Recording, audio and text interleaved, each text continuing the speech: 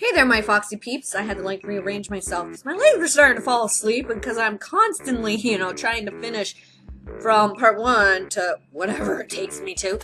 And okay, so we just got done with part four. So this was literally, if you notice, I have pillows here because I like to sit here and surf the internet. But anyway, so, moving off of part four, where I was still a little cowgirl all the way through the 8th grade, and one of my really good friends, had moved away. I think it was like 6th grade, 7th grade, somewhere around there, and had came back in 8th grade. Just recapping here. And she had moved to Chicago, and she was like a little different, and that's when I first noticed like makeup was on her, and I was like, I want to wear eyeliner.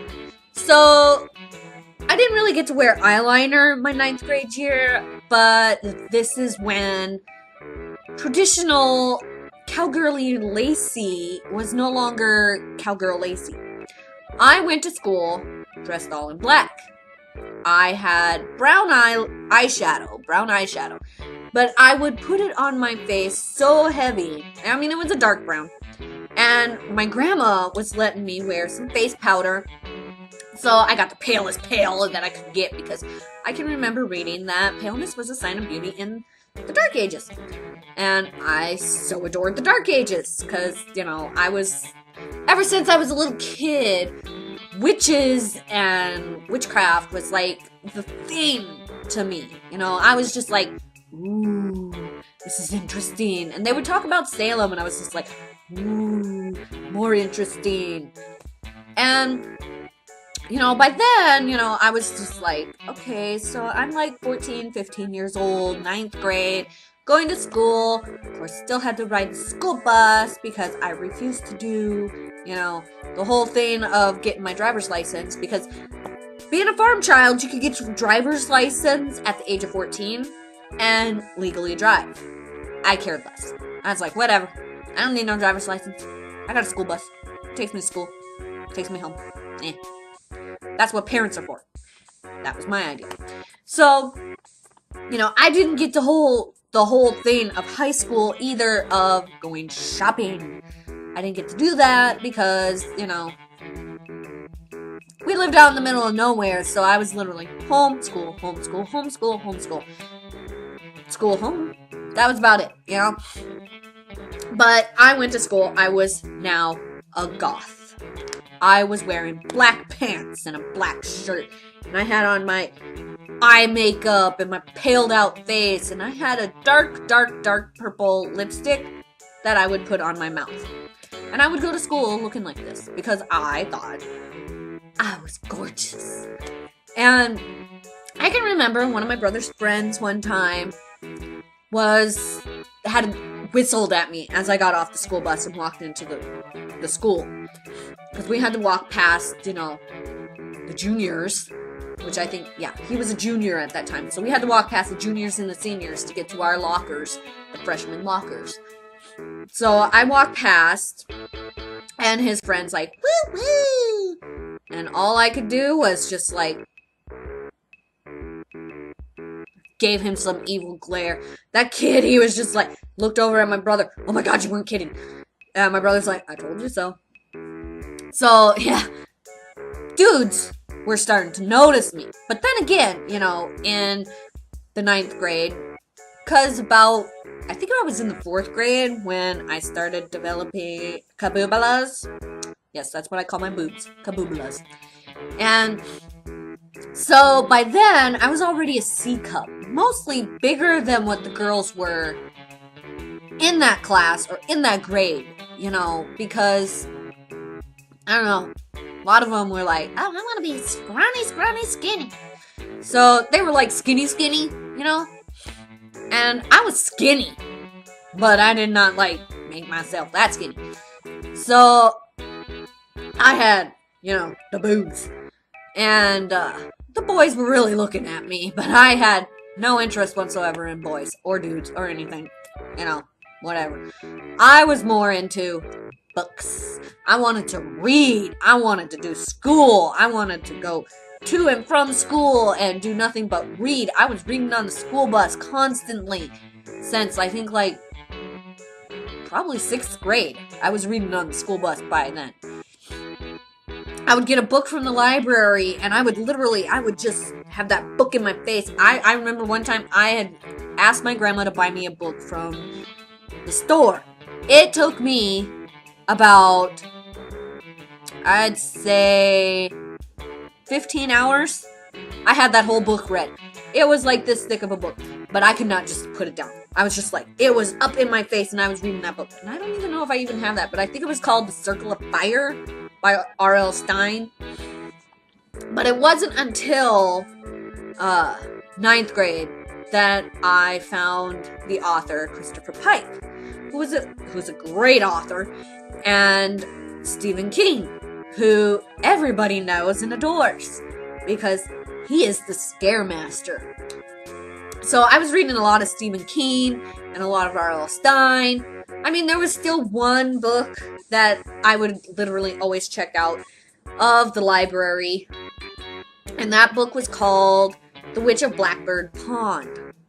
Now, yes, I had to go back and still read witches and all of that. And I even tried to look in the library for witchcraft books, but I was too afraid that people would make fun of me, so I never even looked at that stuff yet. But I was really wanting to be a witch. And I think it was about 9th grade, might have been even before that The Craft had came out. And I think I remember watching it on Stars at my grandma's house, who didn't like the movie. And to this day, really hates it, you know. Because I can remember I bought the movie one time, and when I was still living with my grandma, I was constantly always watching it. And I would say it was about that time where I really became myself. Well, it ended up being, we were moving, and I had to move away from Montana. Everything that I knew, everything that I, got used to, my house, my friends, everything. At first I was excited until I moved, and then I was just like, I don't want to be here. It's such a small town, it's such a small school.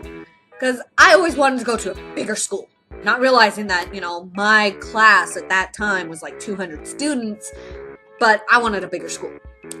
So, the end of 9th grade, I moved to North Dakota. It gets really hot there and really, really cold. Because they have humidity. At least Montana was a dry heat and a dry cold. But anyway. So, I moved to North Dakota. And I went to school. All gothed out. And these kids were looking at me like, what is that? So, I had to, because they really judge a person in that small town of my whole class of being 20 people. They were judgy, cliquey. I probably had like 2 friends that don't even talk to me anymore. But I had like 2 friends. And I was just like, wow. So that was my 10th grade year. That was me being a sophomore. And I took up drama. So I was just like, I could do that. And I adored drama. I did drama, everything. I had speaking parts, non-speaking parts, everything. And I did that till I graduated high school. And I would, gradually make a few more of my classmates, my friends, but never really got too close to them. And boys noticed me, but didn't notice me. I did not get to go to prom, which I don't really care, because, really, it's not like life revolves around the whole thing of prom. But, how some people are like, oh my god, I get to buy a new dress, oh my god, I get to dress up, oh. Yeah, that wasn't me. I was just like, books. Yeah, I was still totally into books. But by then, by the 10th grade year, I have found the internet. And on the internet was witchcraft. So I was looking up, you know, paganism, witchcraft, all sorts of stuff, and I was trying to learn this stuff while being secret about it because not too many people want to know a witch, you know? They're scared of a witch, or they're scared that this person is crazy thinking that they are a witch. And so sophomore year went past, junior year came and went, still me being, you know, who I am. And my senior year came, and I wanted to actually, for one time, on my graduation day, wear a really nice dress. Because I was always forced to wear either homemade items that my auntie would make, which, if you ever watch this, auntie, I never did like those skirts. Ever. And by then, I had actually gained weight because this school had an awesome cafeteria, and oh my god, the food was great, you know, and a German community, you know, I was raised German, everything, you know, my grandma cooked it all the time. But to go to school where, you know, literally almost every day, you had this really great dessert, and it was usually bread pudding, and oh my god, I love bread pudding, and homemade whipped cream, not that store-bought stuff, and, you know, you could go back for seconds because they didn't care. It wasn't like that kind of a school, you know, where, you know, you paid once and that was it. This school was like, well, if you're still hungry, you can come back for seconds. And I was on this free lunch program anyway, so it really didn't matter. So I would go back just to have, like, a second helping of bread pudding. Or I would grab someone else's bread pudding because they didn't want it. And it would all be figured out beforehand. And I can remember, by then, when I first moved to North Dakota, I can remember this kid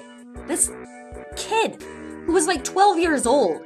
And I think my sophomore year. This kid who was 12 years old, he came up to me and asked me, "Are you a virgin?" And I was just like, yeah. Because I didn't know what, you know, and I didn't care what other girls were doing with boys. Because that just was not me. That just was not what I wanted to do. Well, this girl started laughing at me because I was still a virgin at the age of 16. And I was just like, you're 12 and you're not? So I just looked at her and I was just like, hope you're proud of yourself because you're going to wish when you're older that you would have waited. Yeah. And I just walked away from her. I was just like, really? Really? And to this day, what is it with teenagers and all of this? But anyway, that's a different subject that we're not going to get into. But yeah, so when I graduated high school, I wanted to wear a dress. And I had actually talked my grandma into buying this one dress for me. And I didn't try it on in the store. Well, when I put it on, it was a little bit above my knees. And she was like, oh my god, that's too high. So I had to take it back. Explain why I had to take it back. By then, I already had a job, you know. I had my own job. I was making my own money, you know. And I was, you know, whatever. So I took the dress back. I spit on myself. So I took the dress back. I was very disappointed. And I had to wear a homemade auntie skirt. And a not so pretty shirt to go with it. And I wasn't happy. I mean, yes, you have that smocky thing that goes over, you know, when you graduate high school, but I was just like, really? I wanted that dress. I was never allowed to be, you know, a girl. My mom would force me to wear nothing but pink frilly stuff, and when I would find something that I wanted to wear, my grandma was like,